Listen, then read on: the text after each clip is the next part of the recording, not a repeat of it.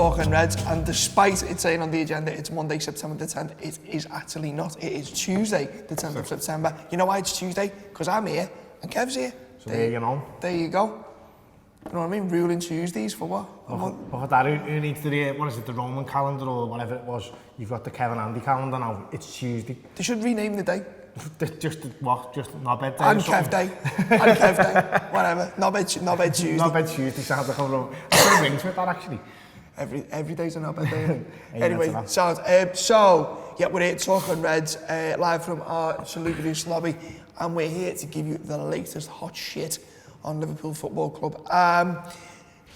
Ghost of Christmas past, Nabil Fekir has been in dispatches today, having a little, he's let loose, he's given an interview where he's basically buried his ex-agent, blaming him for the failed transfer to Liverpool, and quite vociferously claiming that it was nothing to do with a knee injury.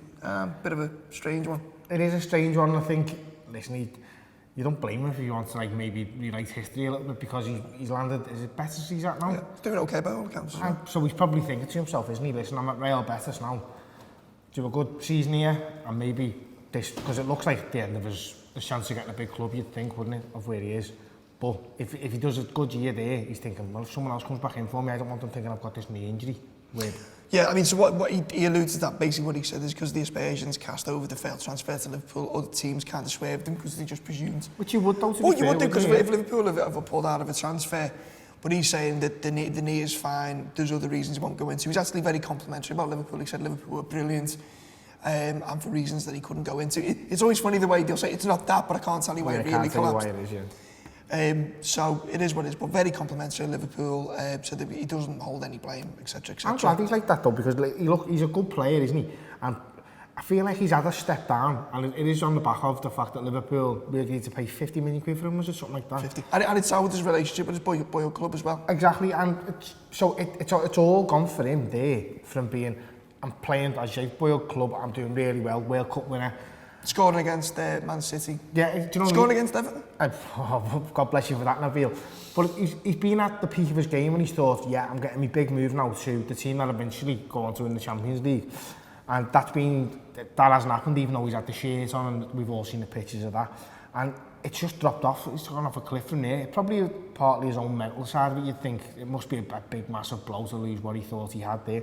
But also, as you say, other clubs have probably looked at him and gone, if Liverpool don't want him, we're not taking the risk on him. And when you consider the money he went down to, was it 20 million euros? 20 million, yeah. Which it's an absolute bargain. So, listen, I hope that proves to be right, and it wasn't, didn't he?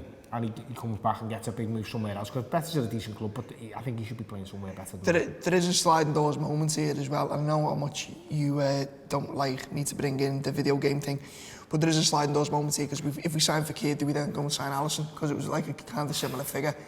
And you just don't, but there's a possibility there that the collapse of the Fekir deal allowed us to then go and break what was then a world record for a goalie, and look how that's turned out. Well, if you were offering me one or the other, I think we all know it's the goalkeeper. He's proven his worth time and time again.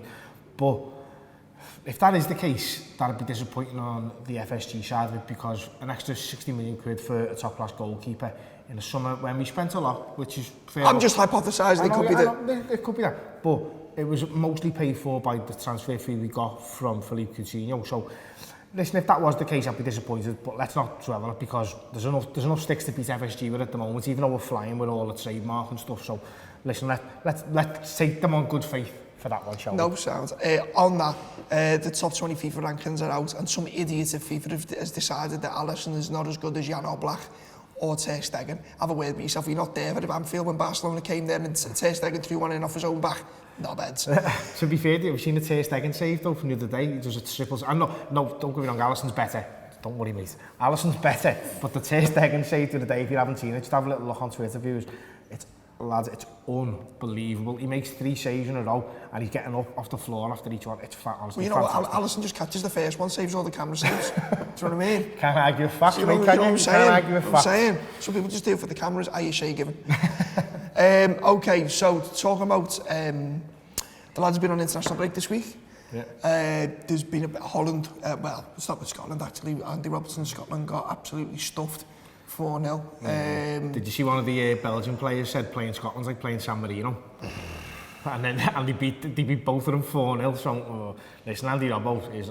Belgium didn't even play that well by all accounts either, they just got the steamrolled. I think, listen, Scotland have got Andy Robertson, who's world class, and not a lot else to go around that squad. You're looking at like maybe a Ryan Fraser, who, listen, would I have Ryan Fraser at Liverpool? I'd probably replace Shaqiri with him if that was an option. But I don't think anywhere else in that squad you think, yeah, I look at him and think he's a player.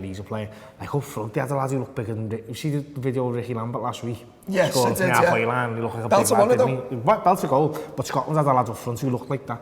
Do you know what I mean? So Ricky McLambert. that was what it looked like. So God bless Andy Robertson for trying, but let's hope he sees the folly of playing international football soon and retires and just concentrates on being the best for the Reds. And then Van Dijk, Van Dijk, might as well just call Holland Van Dijk. Holland with Van Dijk and Wijnaldum recorded a comfortable win over Estonia featuring Ragnar Klavan. Wijnaldum even getting on the score sheet, scoring another header. I think he scored in consecutive games. Yeah, he beat Germany as well, didn't he? Yeah. He beat Germany away, and Wijnaldum scored there, and he played really well. I watched a little bit of the game. Holland are very, very good team, you know. And they've come from nowhere, is it because he was shit? They were absolutely awful. I think a lot of it was down to really, well, they're notorious for it, the Dutch, aren't they? The really bad team spirit. Whereas now they look like an absolute, a really cohesive unit, but great players as well. Obviously, they've got De Jong, they've got De Ligt, R2 are absolutely phenomenal, but there's players all over the pitch for them. They just maybe missing the top class centre forwards. Well, you say that, but if you don't concede any goals, and Wijnaldum scores 50 a season from centre mid, you're flying, aren't you? I know, but when you're playing Ryan Babel up front, you know... No, that's true, but again, he scored a couple, didn't he? No, fair enough. And there was a touch of moments in the tunnel after the game when the world's best centre-half met Virgil van Dijk. Post-game. Big Raggy. Yeah, Ragnar Klavan, such a moment where Van Dijk has obviously given Klavan a shirt and they're having a nice little chat, and then Klavan almost seems taken aback that Van Dijk's gone, well, can I have yours too? And there's a lovely little embrace in it. It is lovely, and I think it's funny because obviously Ragnar Klavan knows Virgil van Dijk personally. You'd imagine he classes him, if not a friend, very much an associate type of thing. And he's thought, he's not going to want my shirt. I think that just shows you the level of esteem that Virgil van Dijk is held in world football. So this is somebody who knows him, who didn't want to give him a shirt because he was willing to ask for Van Dijk's shirt, but didn't think Van Dijk would want his. Now, I think if you look around a lot of the teams playing against Liverpool and Holland, strikers are doing that for him, like in the way that they approach him. If he goes and stands on one side of the pitch, he goes far over to the other side as he can. The problem they've got at the moment, very much for Liverpool and probably for Holland as well with De Ligt, is they've got Joe Mata playing like a man possessed. So you go from one side of the pitch to the other and you think, what am I going to do here? And that's why we're so good at the moment. Fantastic. And I always feel kind of weird when you look at like lists of best players and all that stuff, and suddenly they're peppered with Liverpool players. I don't quite know how to take it. I'm like, nah, they're ours, they're not yours. Do you know what I mean? In the past, though, you didn't want them littered necessarily because you think, oh, here we go, next summer there's going to be some sort of transfer scramble.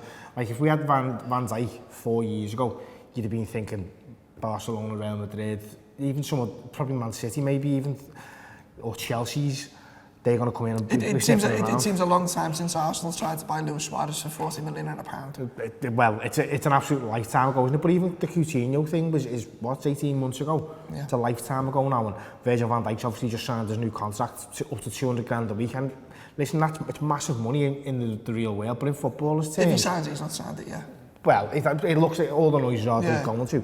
But even 200 grand a week, at least, that's massive, and it's massive at Liverpool. You get 400 grand a week, his partner for... Well, United were paying Alexis Sanchez 400 grand a week, weren't they? And De Ligt has just gone to Juventus for 350, so do you know what I mean? He's signing for... It's obviously not money. Money's fantastic for him, but he's signing because he knows Liverpool Football Club, European champions already. But we've got a dynasty ready to be built if we do the right things, and at every turn at the moment around the football seems to be the right turn, doesn't it? So, yeah. So, just to wrap up, international duty. Joe Gomez, England playing tonight. Joe Gomez set to be on the bench. Who's asked? I'm Dutch, me mate. I know. That was right. I mean, Andy do have better shirts as well. Let's be honest. Yeah, definitely. To be fair, anyone but England, I can't beat them. Yeah, no, well, there you go. I mean, it's literally written, Gomez starting on bench tonight. Should he be starting? Are we asked? The answer is no, not really. So, out today, we've got a Marvin Sordell special. We're just going to talk about what he's doing post-football career. We've got a One for the Future special with the under-18s LFC boss, Barry Lutus, So keep an eye on your phones, they should be dropping over the course of the day. And if you want to listen to those and you're not subscribed, why aren't you subscribing? www.theanfieldrock.com. This has been Talk on Reds. Nice one.